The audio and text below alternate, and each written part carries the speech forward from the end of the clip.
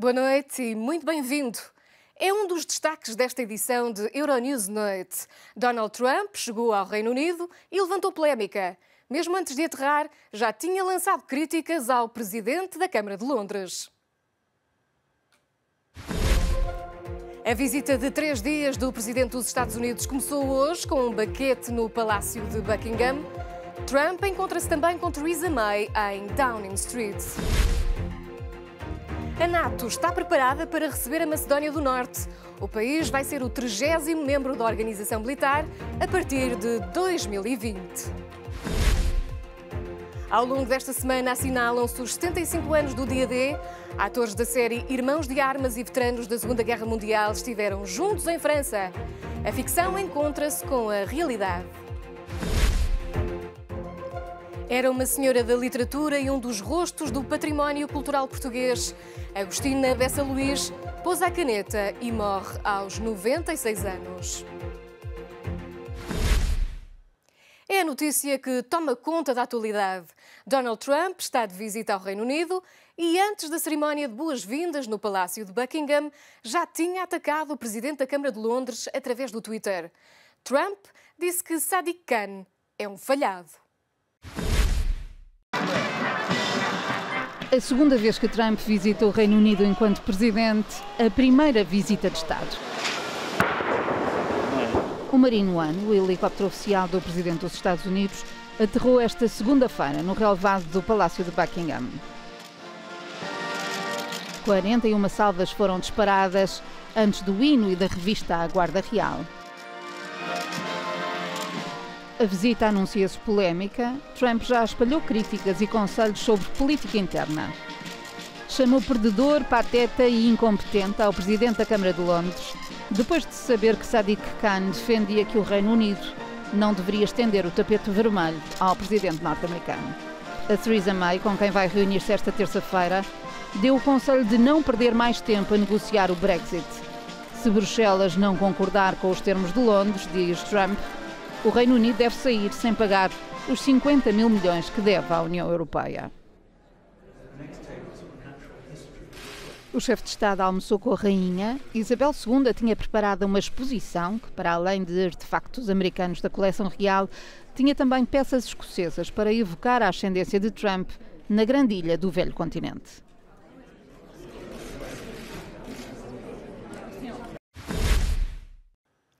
Donald Trump está em Londres numa altura em que o Brexit continua no impasse e Theresa May está de saída. O governo britânico tenta assegurar um novo acordo comercial com os Estados Unidos, mas nas ruas ouvem-se vozes de protesto contra o presidente norte-americano. Donald Trump já está no Reino Unido para uma visita de Estado de 3 dias. Quase um ano depois de uma visita quase furtiva, o presidente norte-americano recebe o tratamento real completo. No entanto, a visita ocorre num momento difícil para o Reino Unido. O Brexit está mais uma vez paralisado e o país aguarda um novo primeiro-ministro. Theresa May espera garantir um novo acordo comercial com os Estados Unidos da América. David Enig, que trabalhou nas negociações comerciais entre a União Europeia e os Estados Unidos, acredita que o desafio consistirá em equilibrar as prioridades comerciais. A União Europeia representa cerca de 45-50% do comércio do Reino Unido, os Estados Unidos cerca de 20%. A União é a mais importante em termos de dimensão. O problema é que tem regulamentos diferentes sobre alguns produtos, como os alimentos, por exemplo. Poderíamos perder 2% do produto interno bruto devido a mais barreiras com a União Europeia e ganhar apenas 0,2% com um acordo comercial com os Estados Unidos. Há décadas que as negociações comerciais foram assumidas pela União Europeia. Agora são vários os países que olham com interesse para esta visita. O professor de Política Económica Internacional, Michael Plouffe, avisa que o Reino Unido não deve esperar um tratamento especial por causa da relação histórica entre os dois países. Pelas negociações norte-americanas com a Coreia sobre o acordo comercial revisto entre a Coreia do Sul e os Estados Unidos, vimos que o Reino Unido não deve esperar muita concertação nas negociações.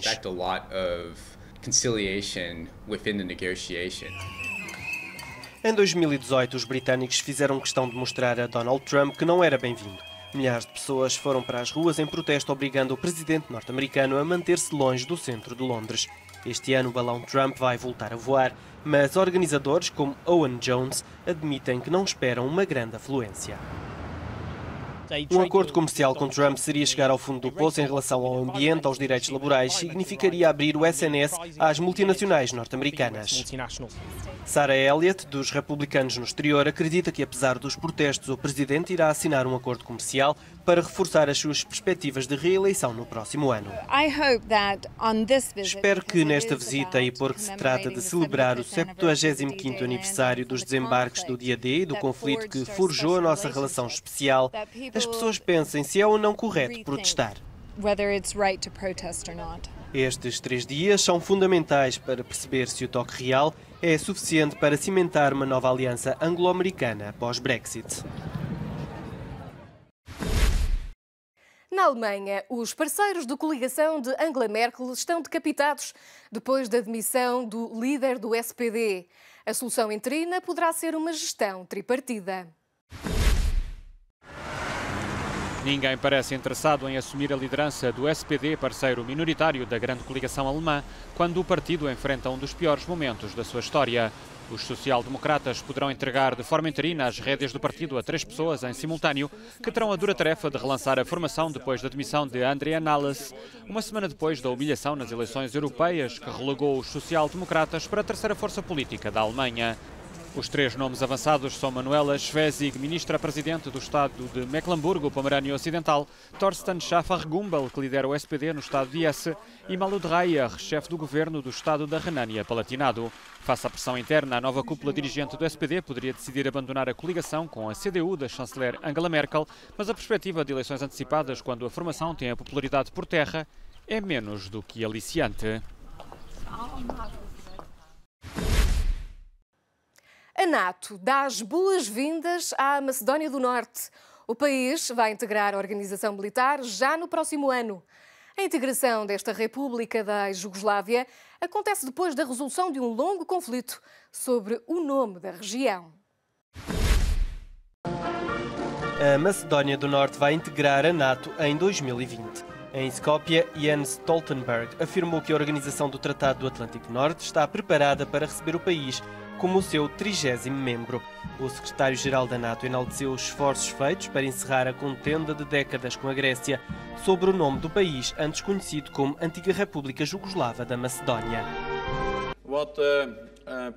O que o primeiro-ministro Zaev e o que o governo da Macedónia do Norte fizeram ao acordarem com a Grécia sobre a questão do nome é um modelo para esta região, um modelo para o Kosovo e para toda a região. Mostra que é possível superar diferenças passadas, superar desentendimentos históricos.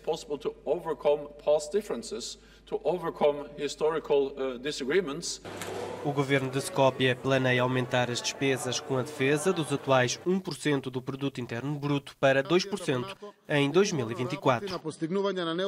A Macedónia do Norte participa ativamente na coligação mundial na luta contra o Daesh.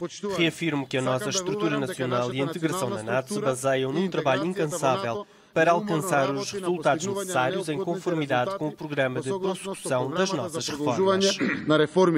A adesão da Macedónia do Norte e de outros países dos Balcãs à NATO é criticada pela Rússia.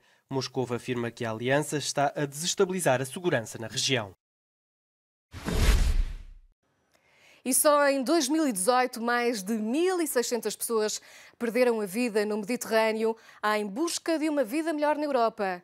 2 advogados responsabilizam os países europeus pelo crescente número de mortos e estão dispostos a levar o caso até à Justiça para apurar as responsabilidades. Mergulhadores da Marinha Sul-Coreana realizaram o primeiro mergulho de resgate no Danúbio, depois do acidente com um barco que fez 7 mortos e deixou 21 desaparecidos. Entre as 35 pessoas a bordo, 33 eram turistas da Coreia do Sul. A recuperação dos corpos tem sido dificultada pelas chuvas e as correntes fortes do rio. Para contornar o elevado nível das águas, a equipa de resgate criou um escudo debaixo de água.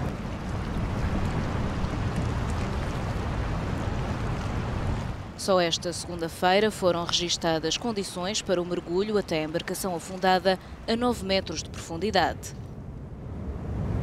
O esforço para encontrar os corpos extravasou fronteiras. Para além das equipas húngara e sul-coreana, estão também no terreno especialistas da República Checa, Áustria e Noruega. Das vítimas sabe-se que tinham entre os 40 e os 50 anos. No entanto, do grupo faziam também parte uma criança de 6 anos e um homem à volta dos 70 anos de idade. Nenhuma das 7 vítimas mortais já encontradas usava colete de salvamento. O desembarque na Normandia, que mudou a história do mundo, vai fazer 75 anos. Alguns dos soldados que viveram o dia D na primeira pessoa juntaram-se para celebrar a data e reviver o percurso até às praias onde enfrentaram os soldados de Adolf Hitler, mas agora em circunstâncias mais felizes.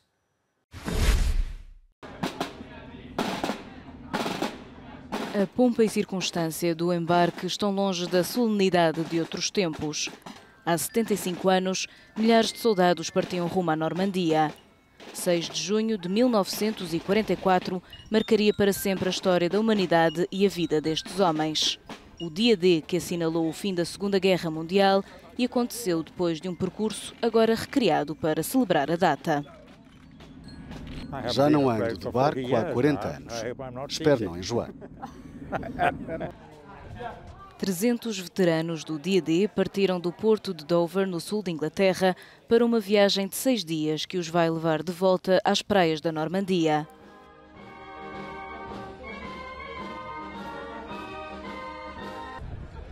Pelo caminho, uma paragem em Portsmouth.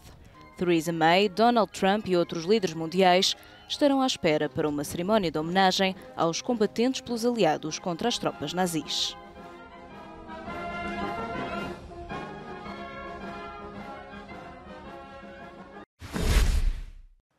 É um encontro da ficção com a realidade nesta data comemorativa. Os atores da série Irmãos de Armas encontraram-se com os veteranos da Segunda Guerra Mundial que inspiraram a trama.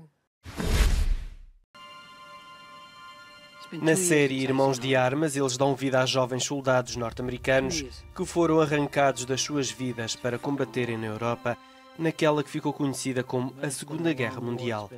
A minissérie acompanha um grupo de jovens soldados durante os desembarques do dia D, na Normandia, no dia 6 de junho de 1944, e os 12 meses que se seguiram e que levaram à derrota da Alemanha nazi.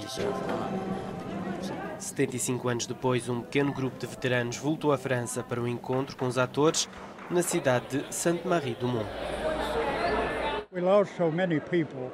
Perdemos tantas pessoas. É desgastante só de pensar nisso. É muito importante por causa do 75º aniversário. Seremos muito poucos quando voltarmos aqui no próximo ano. Para os atores foi comovente conhecerem os soldados que serviram de inspiração para as personagens que interpretaram. Pessoas que de facto viveram toda aquela experiência histórica terrível. Não fiz muita investigação na época até fazer parte do elenco, então comecei a ler sobre eles. É incrível o que eles fizeram e como o fizeram. É simplesmente incrível o que este mundo estava a passar. Eles foram capazes de fazer isso numa idade tão jovem. Não estamos a aprender sobre isto através de livros, televisão e filmes. Obviamente não estávamos lá, sentimos que nos passaram a bola. É a nossa vez de correr um tempo com ela. Depois podemos passá-la às pessoas para que possamos continuar a recordar o que eles passaram, os sacrifícios que fizeram. A série Irmãos de Armas foi coproduzida por Tom Hanks e Steven Spielberg, que colaboraram em 1998 no filme O Resgate do Soldado Ryan, também sobre a Segunda Guerra Mundial. A série Irmãos de Armas arrecadou 6 prémios Emmy. Portugal veste-se de luto esta terça-feira para dizer adeus à escritora Agostina Bessa Luís. Tinha 96 anos e para a imortalidade deixa um vasto legado, muitas vezes premiado. A escritora Agostina Bessa Luís, um dos grandes nomes da literatura portuguesa, faleceu esta segunda-feira no Porto aos 96 anos. Em comunicado, o Presidente da República, Marcelo Rebelo de Sousa, lamentou a morte e reconheceu o gênio e o legado da escritora, sublinhando que há personalidades que nenhumas palavras podem descrever no que foram e no que significaram para todos nós. Nascida a 15 de agosto de 1922 em Vila Miã, Amarante, a escritora encontrava-se afastada da vida pública por razões de saúde há cerca de 2 décadas. O nome de Agostina Bessa Luís saltou para a ribalta em 1954 com a publicação do romance A Sibila, que lhe valeu os prémios Delfim Guimarães e Essa de Queiroz. Durante uma longa e prolífera carreira, foi múltiplas vezes distinguida, tanto em Portugal como no estrangeiro. O funeral realiza-se esta terça-feira no Porto. O primeiro-ministro português decretou para a ocasião um dia de luto nacional.